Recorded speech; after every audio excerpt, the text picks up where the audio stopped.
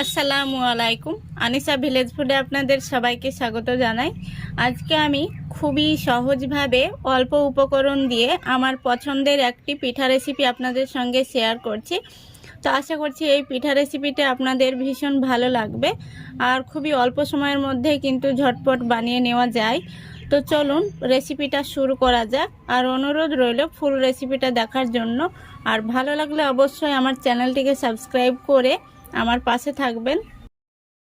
পিঠার জন্য প্রথমে আমি শিরাটা বানিয়ে নেব। তো এখানে আমি 500 গ্রাম দুধ নিয়েছি, গরুর দুধটাকে আমি আগে থেকে জাল করে নিয়েছি।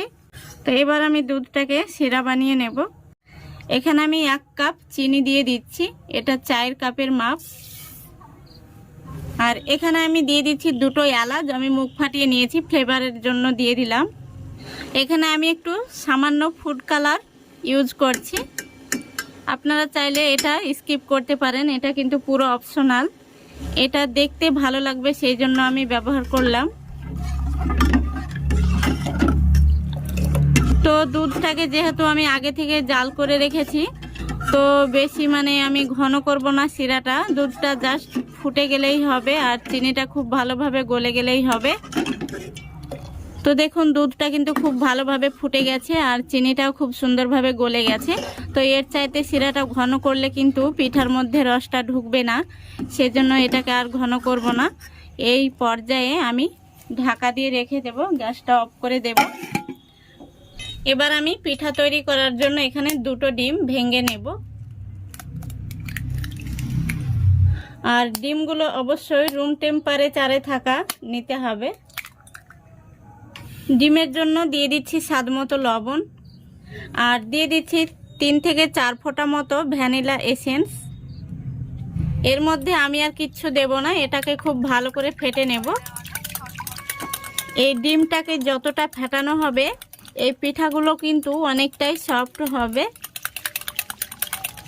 2 থেকে 3 মিনিট খুব ভালো করে ফেটে নিয়েছি। এবার এখানে আমি চায়ের কাপে 1 কাপ সুজি নিয়েছি, সুজিটাকে অল্প অল্প করে দেব আর এই হ্যান্ড উইচ দিয়ে এইভাবে ঘুরিয়ে একটি মিশ্রণ তৈরি করে নেব।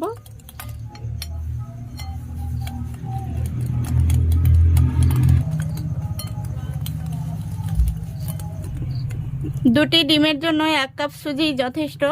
আপনারা সুজির পরিমাণটা বাড়িয়ে নিলে ডিমের পরিমাণটাকেও বাড়িয়ে নেবেন। তো দেখুন মিশ্রণটি কিন্তু একদম রেডি হয়ে গেছে। আর মিশ্রণটি রেডি হওয়ার সঙ্গে সঙ্গেই কিন্তু রাখা যাবে না, এটাকে আমি এবার ভেজে নেব।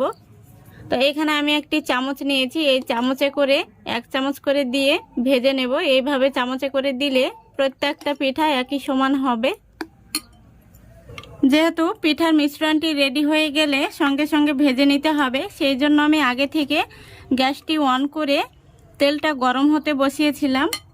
আর তেলটাকে বেশি গরম করলে হবে না, বেশ কিছুটা গরম হয়ে আসলে এর মধ্যে আমি চামচে করে তুলে তুলে মিশ্রণটি দিয়ে দেব। পিঠাগুলো তেলের মধ্যে দেওয়ার পর যদি পিঠাগুলো ভেসে ওঠে তাহলে বুঝতে হবে তেলটা পারফেক্টভাবে গরম হয়েছে। তো পিঠাগুলোকে আমি খুব বেশি কালার করে ভাজবো না, 1 থেকে 1.5 মিনিট মতো পিঠাগুলোকে আমি ভেজে নেব।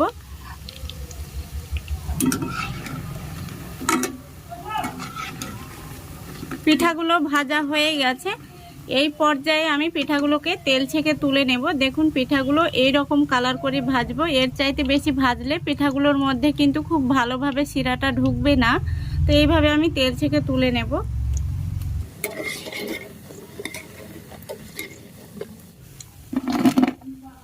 তো দেখুন সবগুলো পিঠা ভেজে নিয়েছি। এবার আমি শিরার মধ্যে দিয়ে দেব। তো শিরাটাতে যেহেতু আমি ঢাকনা লাগিয়ে রেখেছিলাম তাই এখনো দেখুন ধোয়া উঠছে। তো গরমই রয়েছে, আপনাদের যদি শিরাটা ঠান্ডা হয়ে যায় তাহলে আরও একটু জাল করে গরম করে নেবেন। তো এই দেখুন এবার আমি পিঠাগুলোকে এইভাবে ভিজিয়ে 2 ঘন্টা রেখে দেব।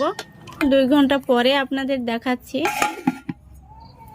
তো বন্ধুরা দেখুন 2 ঘন্টা পরে আমি ফিরে আসছি আর কত সুন্দরভাবে কিন্তু এই রসভরি পিঠাগুলো ফুলে ফুলে উঠেছে আর শিরাটা কিন্তু খুব সুন্দরভাবে টেনে নিয়েছে।